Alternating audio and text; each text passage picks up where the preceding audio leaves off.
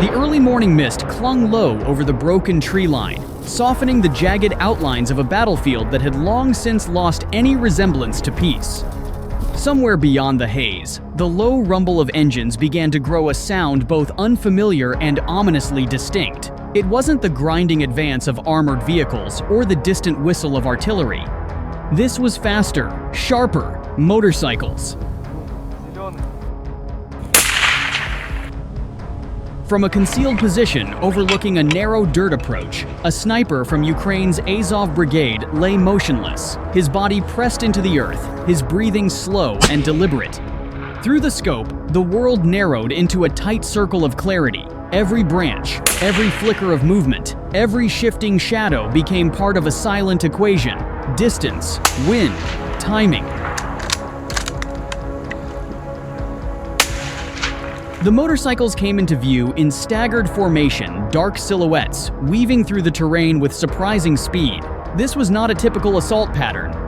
Over the course of the war, Russian forces had adapted in unexpected ways, occasionally deploying fast-moving motorcycle units to probe defenses, exploit weak points, or deliver troops rapidly across exposed ground. Their agility made them difficult targets, especially compared to heavier vehicles. The sniper tracked the lead rider, adjusting slightly for motion. At close range, even a small miscalculation could mean a missed opportunity or worse, revealing his position. The Azov fighter had already studied the terrain, mapped likely approach routes, and anticipated this kind of maneuver.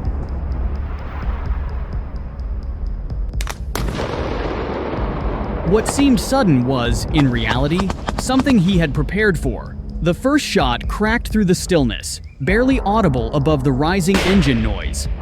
The lead motorcycle jerked violently, its trajectory collapsing into a chaotic skid. Before the rest of the unit could fully react, a second shot followed, then a third.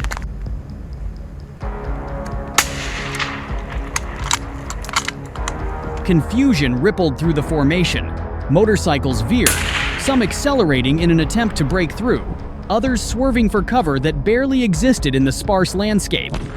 The very speed that made them effective now worked against them, compressing their reaction time into seconds.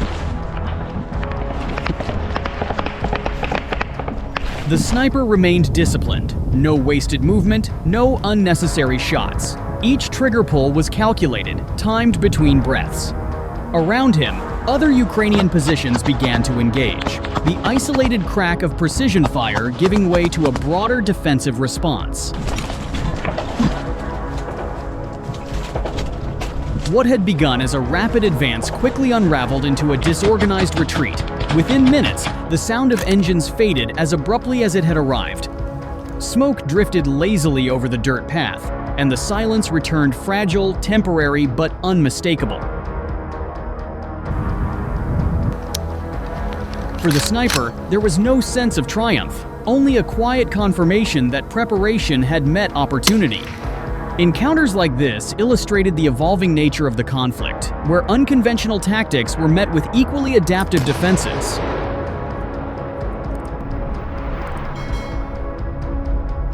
Motorcycles, drones, trenches, electronic warfare, each new layer reshaped the battlefield, demanding constant vigilance and rapid learning.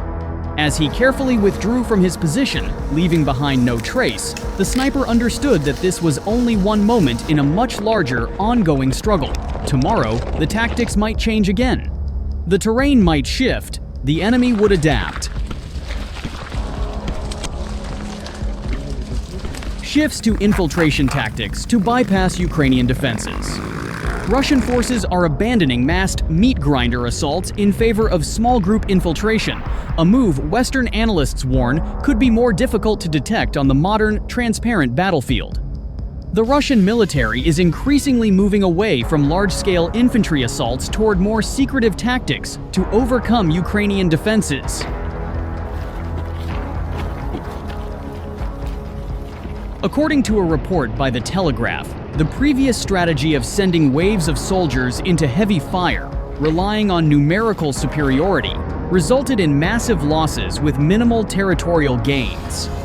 Advancements in technology, particularly constant drone surveillance and electronic warfare, have made large troop concentrations easy to detect and disrupt.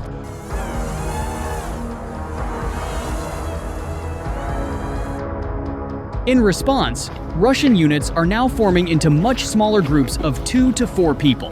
These teams move on foot, often at night, with minimal radio communication to avoid detection. Their objective is to find vulnerabilities in the Ukrainian front line and quietly infiltrate the rear, where they wait for additional small groups to accumulate enough force to strike from the flanks or behind.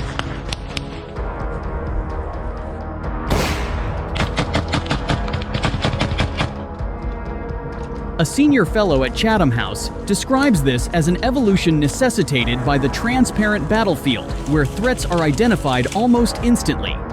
While these small groups are harder to target, experts note that this method does not facilitate rapid breakthroughs.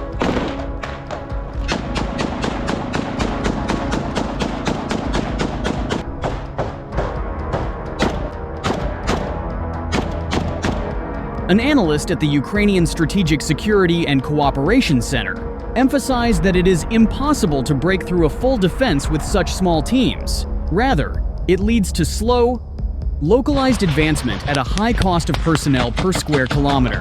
To counter these evolving threats and sustain the defensive effort, the Ukrainian General Staff has introduced a mandatory rotation policy.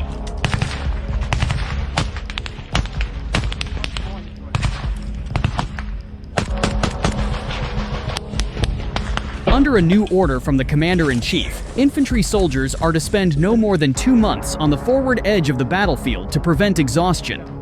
This initiative aims to prioritize the lives of defenders while maintaining the Ukrainian quality in warfare that Commander-in-Chief Oleksandr Syrskyi credited for recent territorial gains of nearly 50 square kilometers in March.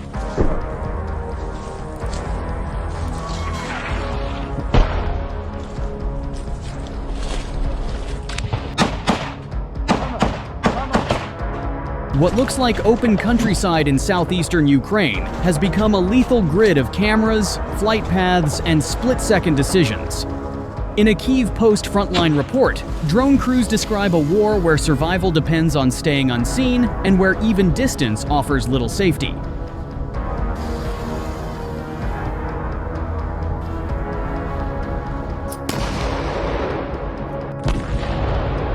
An hour east of Zaporizhzhia, fortifications grow denser with every kilometer.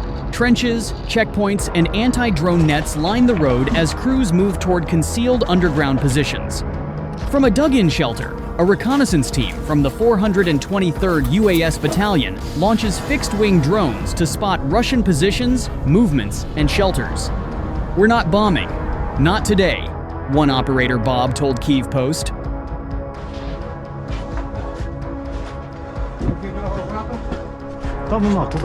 Their work feeds a wider strike chain. Once targets are identified, coordinates can be passed to artillery or FPV drone units within minutes. Bob said Russian troops now avoid moving in large armored formations near the front. Instead, they advance in small groups on foot, trying to slip through fields and tree lines.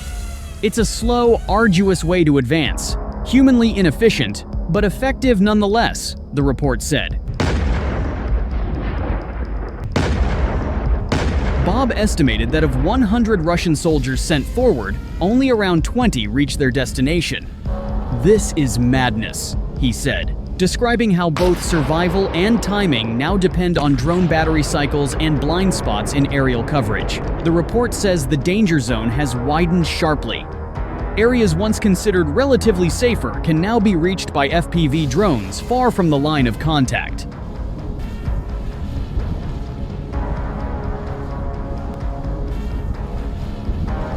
Other drone crews told Kyiv Post the bigger shortage is not aircraft, but trained operators.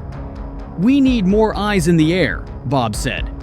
Several of the soldiers interviewed had civilian careers before the war, including engineering, IT, journalism, and marketing. They said modern combat is increasingly about surveillance, coordination, and remote strikes rather than direct firefights.